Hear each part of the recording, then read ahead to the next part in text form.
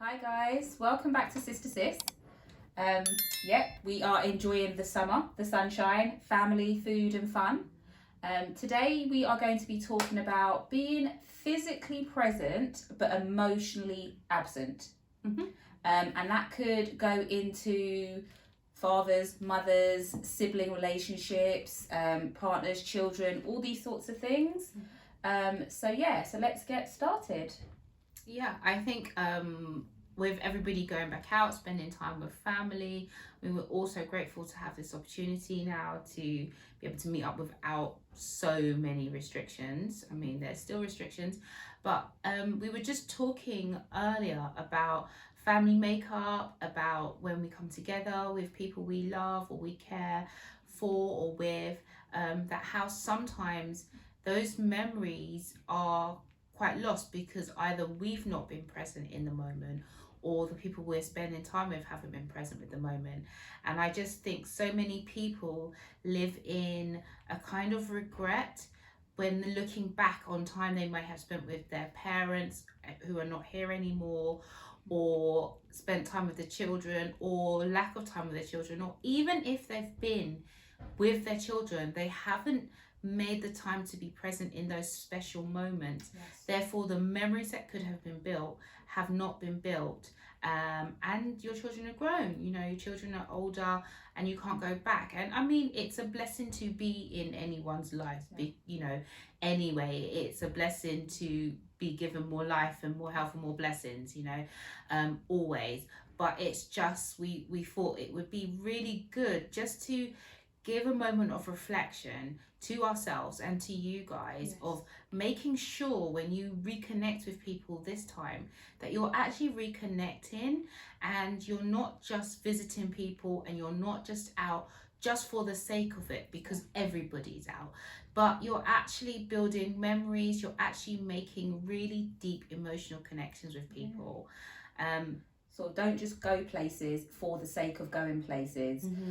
Try to kind of connect with it, like at least three things. If you're going to the park with the children, try to remember or attach sort of three things to that moment, whether it's the trees that you look at, whether it's the children's laughter in that moment, whether it was the colour of the grass. Just try to be in that moment. Try to kind of hold on to the elements that would keep you grounded then, in the present, in the here, in the now. And as you said, make those memories.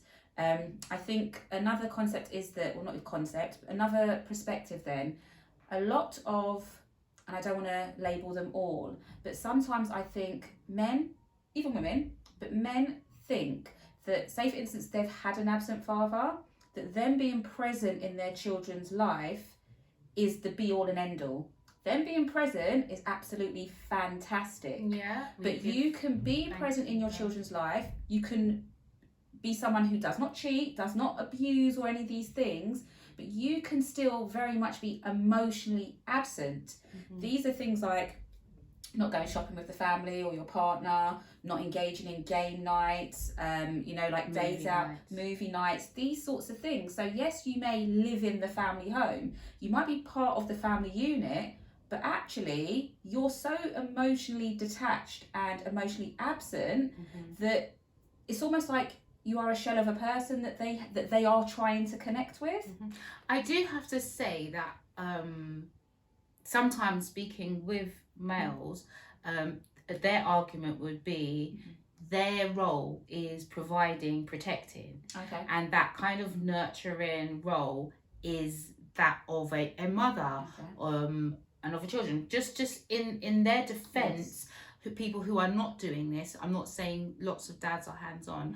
All I'm saying to those fathers, those brothers, those uncles who feel like that you, until you give it a go and try being present with your nephews and nieces, try being present in that moment, because what you might find that you're fine as you are and you want to step back and that's your role, fair enough. but give it a go, because what you might find is that you actually have fun.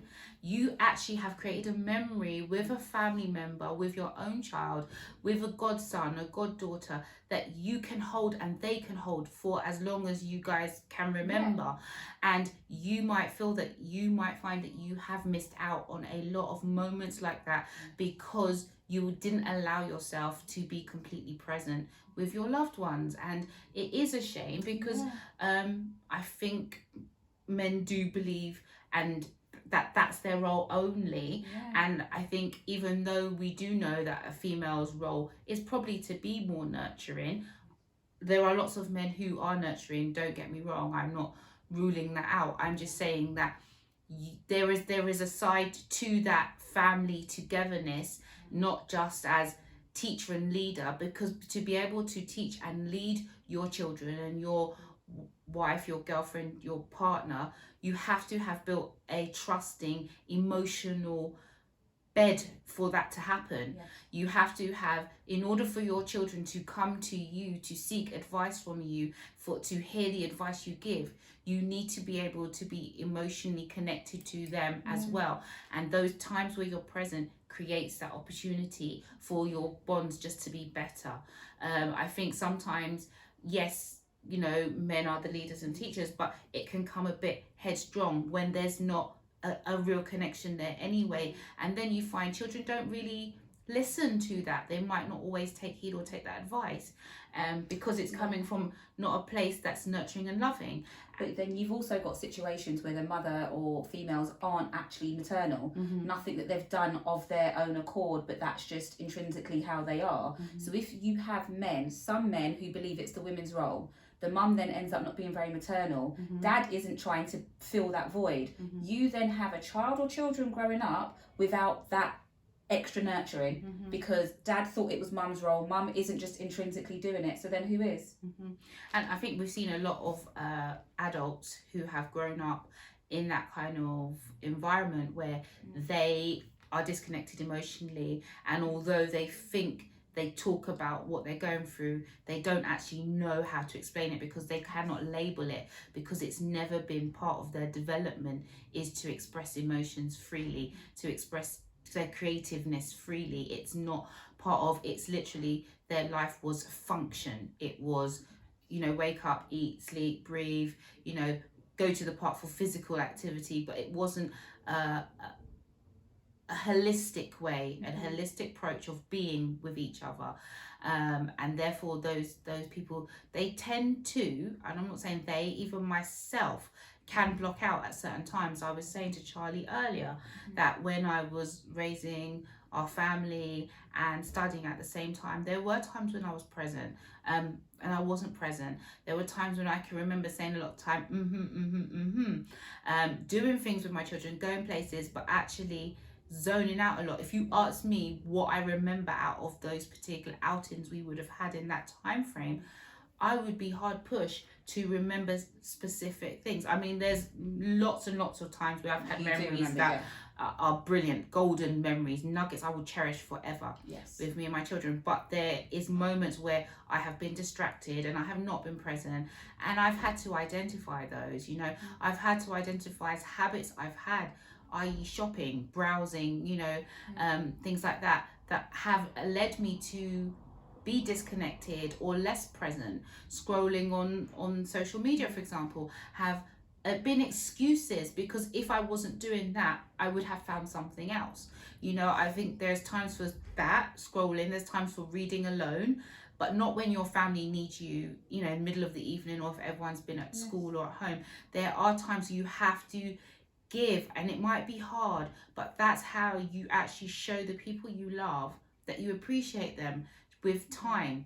And as I'm even talking, I'm thinking about the time I owe my husband, the time I owe my mum, you know, the time I probably owe you. Do you know what I mean? Literally, there are lots of times when we've probably been on the phone with each other and you're like, as you said, yeah, because you're thinking, what's dinner, or what's for dinner, I need to get the children, or I need to do this, I need to put the washing on, and there's a million and one things that we are thinking about at that moment, other than just being present. Like you said, sometimes you can leave the house. You get from A to B, you know, you leave here, you get to the venue or the function or your friend's house, and you can't recall the journey, which sometimes actually feels quite scary, because how did you drive on the road with all the signals, all the other road users, but not even be able to recall that journey? And then sometimes getting there, if you feel like you have got a million and one things on your mind, you're not going to be present in the moment. You're doing yourself and the other people an injustice. Maybe just once, decline the invitation, stay home and reconnect with yourself. Do some grounding exercises, go out in the garden, the park, barefoot, on the grass, listen to music, just meditation. Reconnect. Yeah, prayer, anything that you believe in, anything that you specifically do, reconnect, reattach, reconnect, find you, and then you will be giving more of yourself in the present moment. I think even leading from the last video we made, which was the consistency as well. Sometimes we feel we have to keep going, and when you feel that you have to keep going, are you going through a new door? Sometimes just pause before you actually go through that new door, because if you're going to go through that 50% of yourself or 60% of yourself, it's not worth doing. It's not worth taking that journey, because it's not going to go anywhere. And I think what we kind of want to say today, which what we're doing from the beginning of today, and what we really highly recommend or really want you to do, is just notice, as Charlie said, those points where you're not really present. Why? I mean, it's okay to be thinking while you're doing other things. It's okay to be in your own thoughts and to reflect while you're doing things. But when you're specifically set family time, set time with a loved one, you're on a date night, if you cannot recall, you know, what the best thing on that menu was, you know, what your service person was like, you weren't really there. And is it worth going on a date with your significant other, with your partner, with your girlfriend, whatever, your friend even? Is it worth even doing that if you're not going to be present, if it's not going to be memorable, if you're not going to be engaging with it, the other person might not be engaged with it? Why are you doing it? And don't kind of sum up like, well, I went, or I'm going, because that sums up what we said, as in, you can be physically present somewhere, but be totally emotionally absent. And I do, I hold my hands up. I think a lot of females, not just men, I think a lot of females they go out with their family and they'll be on their phone. I've seen, I think I've mentioned before, people collecting their children from school, and they're on the phone, they're in the phone. They're not ending those conversations to be present with their child who's probably missed them, or needs to tell them something. They missed that great window of opportunity to find out if something went wrong, if something went terribly brilliant at school. They're missing all of that time because they're not present. You know, our phone does distract us a lot. TV, and I think, all of these sorts of things. A lot of people, a lot of youngsters are disconnecting through gaming, and you know, it's not been so harmful at the moment because we have been in lockdown, but now when we're going to be spending time out of the house and the time we come together is to reconnect, just be mindful of the time that we spend finding things to do in this time. As you said, be mindful, but also be more meaningful. So more meaningful moments, more meaningful time, more sort of quality moments, as opposed to quantity, as opposed to, okay, I need to meet this person, that person, because we've been on lockdown and now I get to see all these people. Make it about quality. That's what I mean. You might get together, you might go to see your mum, you know, and you go and see her and you sit and you have a little chat, and that's meaningful. But maybe the next time you go, think, you know what, instead of I'm gonna eat what my mum just cooked, you know, for me, let me go and we'll cook together. You know, she might not want you in her kitchen, to be fair, but too many cooks for the broth and all that. But just think a bit out of the box to see how you can make those memories. And as we said, when it comes to the last show, consistency is key, and sort of going through new doors, we said, you know, it's about little changes sometimes. I've been to many a sports days for all of my children and for my godchildren and things like this, where I've been to sports days and I've observed parents talking to other parents the entire sports day. They've actually missed the moments where their child has won, fallen down, the team has won. They haven't got involved in the parents' race. Especially if it gets to child number 3. Yeah, but you know, like I think, you know, like your children move around to different stations, and the fact that you're still standing here talking, your child's gone to station over there, and just be more present. No one's saying you can't talk to parents and other parents at sports days, but it's about being present. Your children don't stay little for long. Make these memories that they can look back on, that they'll always have to remember.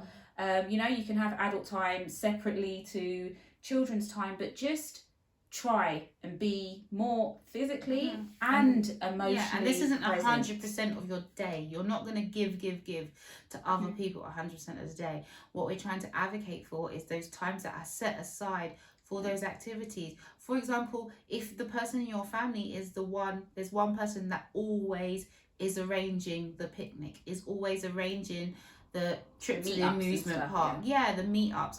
Maybe for what you do it for a change, you know, you see how the organization goes into that, and because the effort you would have put into that, you probably appreciate that time more, and you'll probably be more mindful and more appreciative when people enjoy the experience that you set out to make.